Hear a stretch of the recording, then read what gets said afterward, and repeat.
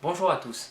Comme vous le savez, de tout âge, il a existé des enseignements ésotériques et aujourd'hui nous allons nous aider du Kybalion, un livre donc ésotérique qui véhiculait un enseignement.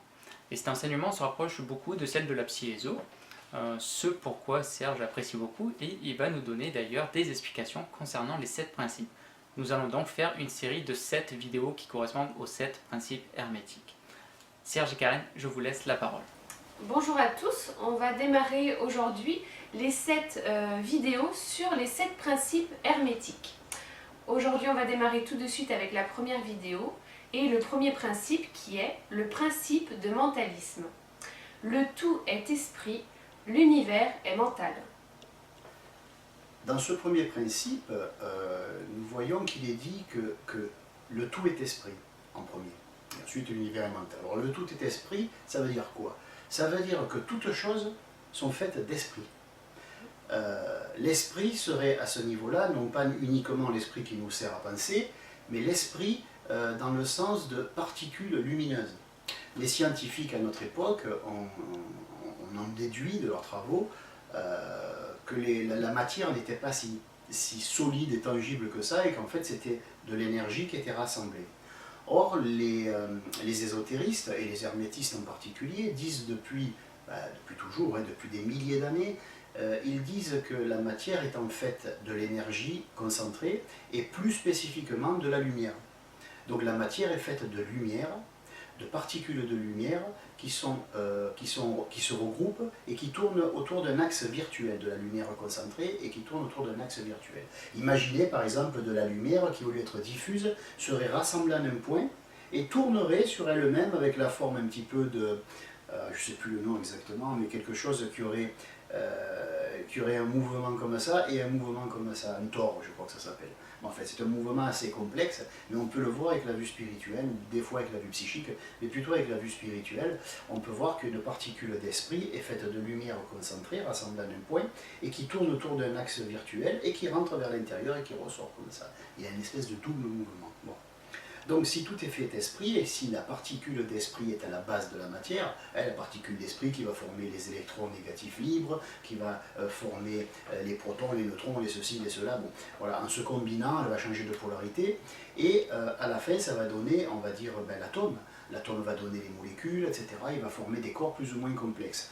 On va dire de la pierre, de la roche, de la pierre jusqu'à la constitution fragile du système nerveux de l'être humain, tout ça est fait d'esprit, tout est fait d'esprit. Donc le tout est esprit. Ça veut dire aussi que, puisque tout est fait d'esprit et que l'esprit est la materia prima, c'est-à-dire la matière première, qui était chère aux philosophes du passé, si le tout est esprit et que tout est fait d'esprit, alors normalement on pourrait dire, c'est comme si on disait que tout est fait d'eau, ou tout est fait de fer, tout est fait de caoutchouc, tout est fait de chewing-gum. On devrait avoir, toute chose devrait être faite de la même matière. Or, on voit bien qu'il y a des différences entre les choses et les êtres, qu'il y a par exemple le bois, le fer, l'air, l'eau, le feu, etc. Il y a un tas de matériaux comme ça. Donc, puisque tout est fait d'esprit et qu'on a une différence dans les choses, et qu'on a beaucoup, on a la diversité, ce qu'on appelle. Donc il faut bien qu'il y ait quelque chose qui fasse la différence entre toutes les choses qui ont été créées dans l'univers. Bon, mais justement, nous le verrons un peu plus loin, dans d'autres vidéos, quand on parlera du principe de vibration. En effet, tout est fait d'esprit, mais tout ne vibre pas à la même fréquence. Ce qui fait que le bois va vibrer à une certaine fréquence, à tant de vibrations par seconde, ou en hertz, appelons ça comme on veut, et le fer va vibrer un peu plus bas, le caoutchouc va vibrer autrement, notre peau est faite de particules d'esprit et donc de molécules, d'atomes, etc., de molécules qui vibrent beaucoup plus haut. Donc tout ce qui est des corps simples vibreront bas, tout ce qui est des corps complexes vibrera un peu plus haut. Mais la différence entre les choses vient du fait que tout ne vibre pas sur la même fréquence.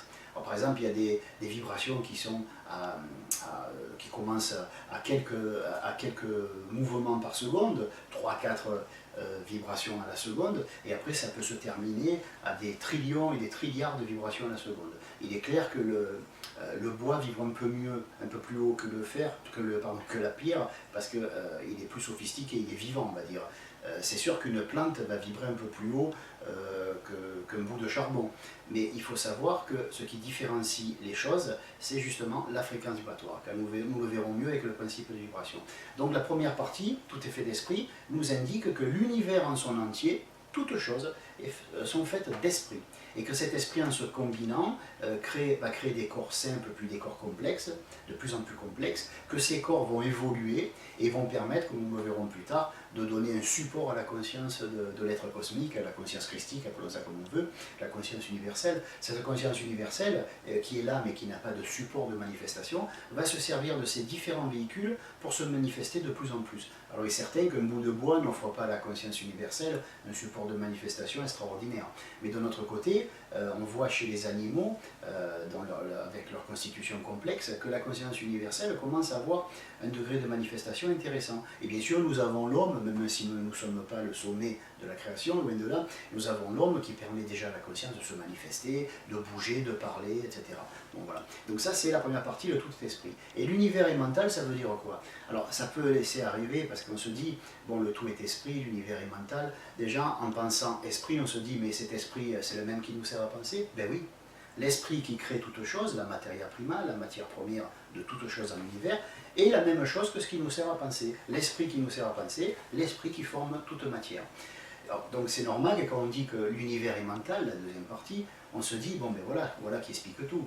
Ça veut dire que finalement, ce que nous appelons le divin, et ce que les hindous appellent le Brahman actif, ce Brahman actif, la polarité positive du Brahman, de l'aspect créateur de Dieu, va créer dans son mental. Autrement dit, l'esprit universel n'est que la manifestation d'un mental cosmique qui est immense et qui contient l'esprit universel. Donc on pourrait dire que Dieu crée en esprit. Et puisque Dieu nous a fait à son image et à sa ressemblance, nous pouvons dire que puisque Dieu crée en esprit et dans son mental infini, nous pouvons créer, nous aussi les humains, en esprit et dans notre mental limité, dans notre mental qui est fini. C'est vrai que notre mental n'est pas comparable à celui de Dieu, mais il est semblable dans le fait qu'à une moindre mesure, une infiniment moindre mesure, nous avons les mêmes capacités que Dieu.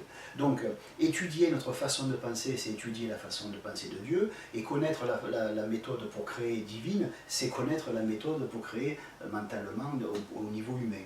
Donc moi, je pense qu'il est plus pratique et plus rapide d'étudier l'homme pour connaître un petit peu Dieu. Bien sûr, on n'aura pas une connaissance totale et absolue, mais en nous connaissant nous-mêmes, comme le dit l'adage, connais-toi toi-même et tu connaîtras l'univers et les dieux. Bon, mais déjà, en comprenant le principe de mentalisme, le tout est esprit, l'univers est mental, nous apprenons que, tout comme Dieu, l'être humain est capable de créer en esprit et dans son mental.